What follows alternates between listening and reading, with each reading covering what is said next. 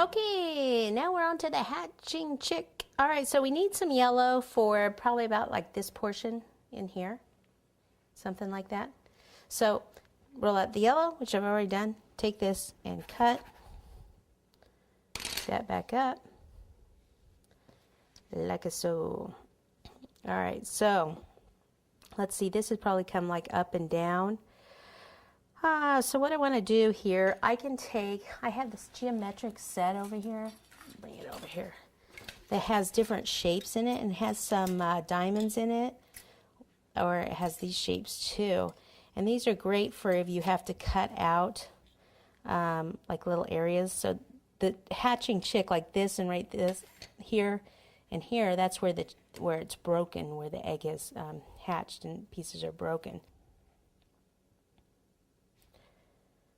We haven't made that too even, and then we'll just cut that part off there. If I don't like this when I get it on, I'll just change it. And then here, so they'd kind of it would go up and down in this area too.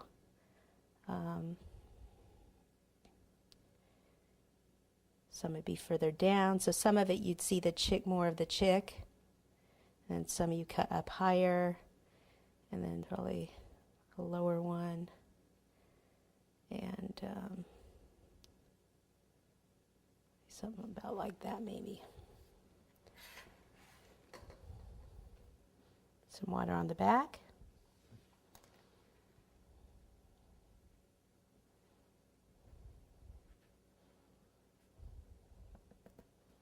Okay, so now I need to cut out whatever color I want the egg to be. I'm going to pick this kind of periwinkle kind of color.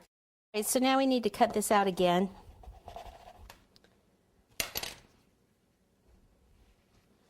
And we could just kind of cut this right in here where the head is.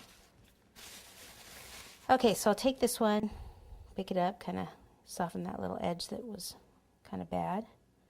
All right, so take it like this. You can kind of see where I need to make the little marks come out. But the thing is, I can't cut this way because I'll cut all of this. What I have to do is the opposite, like cut here and here and here and here. So if I kind of mark it a little and then come back and hope that I get that in the right spot.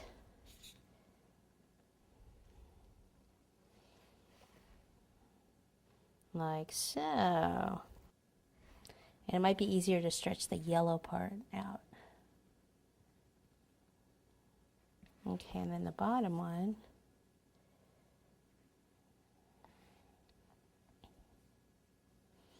See, I just kind of go like this so I can kind of see where my lines were.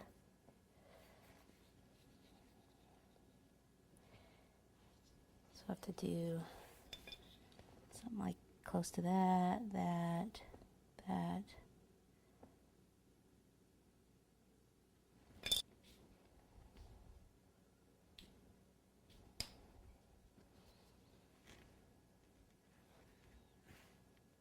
should work. Alrighty, we're on a roll now, people.